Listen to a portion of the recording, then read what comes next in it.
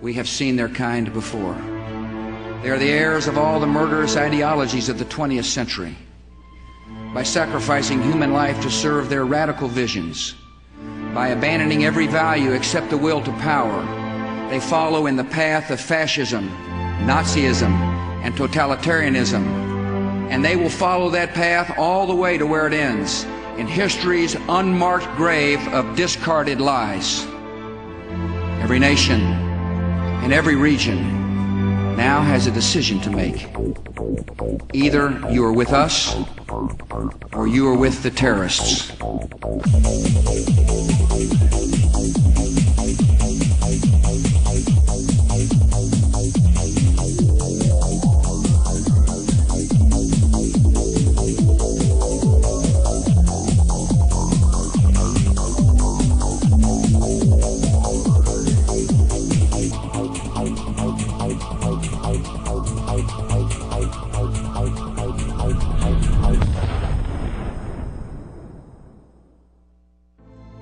Freedom and fear are at war.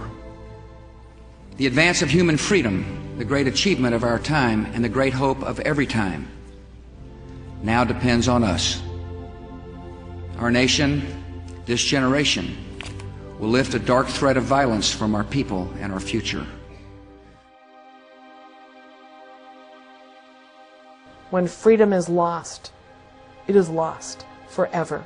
We are losing the right to make our own determinations about what we think, what we eat, how we protect our health, how we protect our children, and whether, in fact, we are members of a free and democratic society. The purpose of education in America today is not education.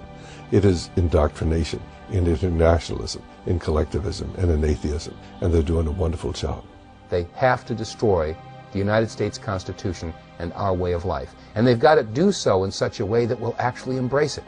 You have to get a hold of the minds of the young. Why are we beginning to tread on our constitutional rights?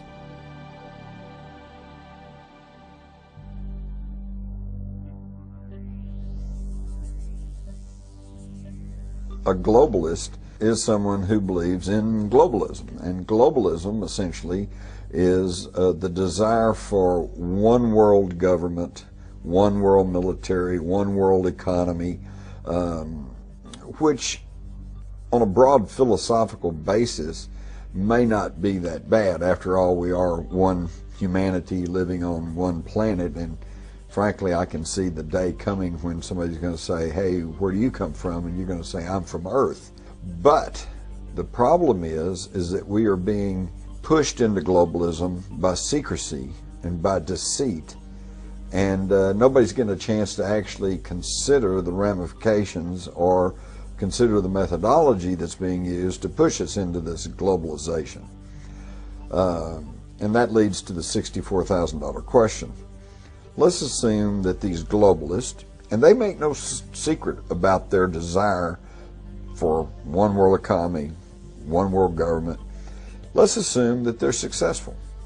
What is our guarantee that some new Hitler-like tyrant won't gain control of that worldwide mechanism? The driving force behind globalism is just plain old socialism. Because if they want to control every person in the world, if they're going to take care of you from cradle to grave, if they're going to take care of the education system, they're going to take care of the health system, all of that requires central administration.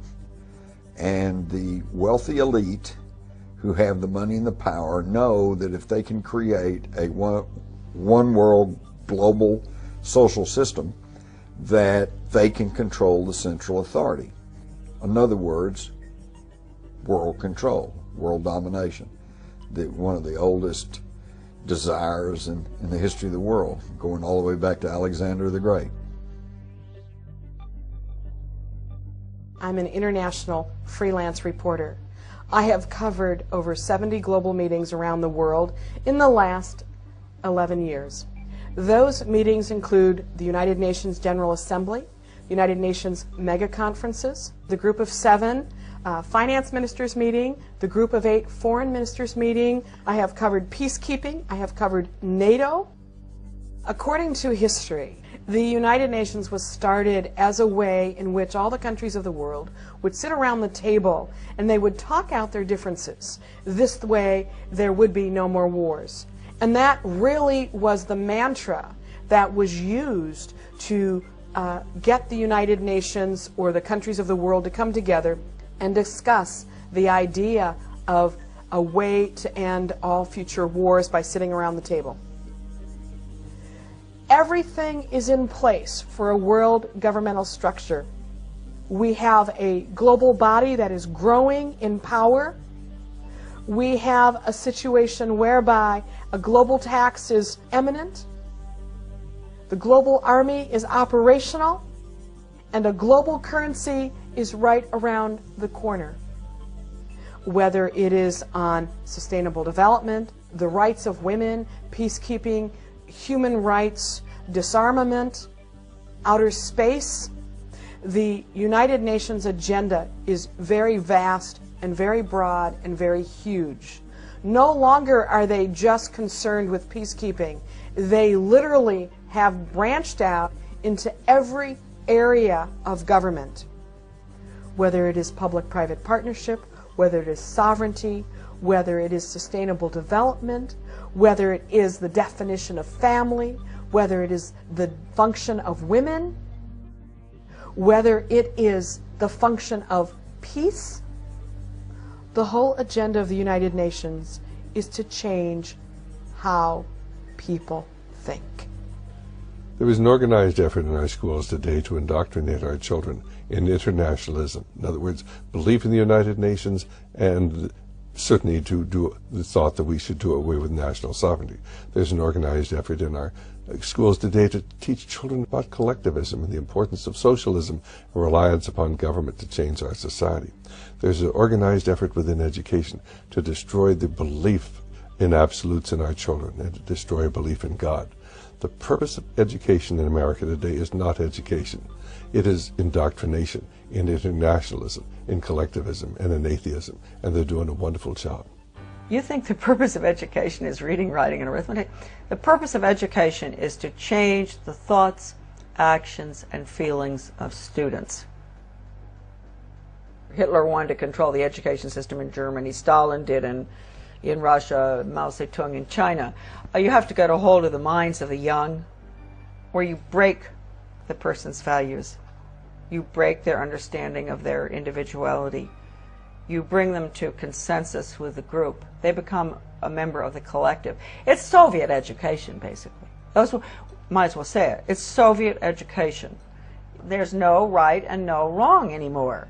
You make up your own mind. Sidney Simon's book, you know, The Values Clarification, decision-making, role-playing, all of these are all psychological techniques to strip the child of any religion.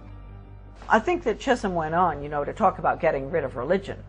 He said, we've got to train the teachers, retrain them. This is Brock Chisholm, the Canadian psychiatrist, friend of Alger Hiss. Retrain the teachers as little psychiatrists.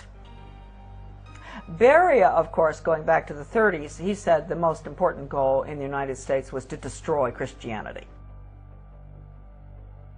Apparently it's been important to the globalist to attack religion in general and to attack the idea of individual liberty, because of all of those are anathema to the whole concept of globalism. In education, for example, no child left behind.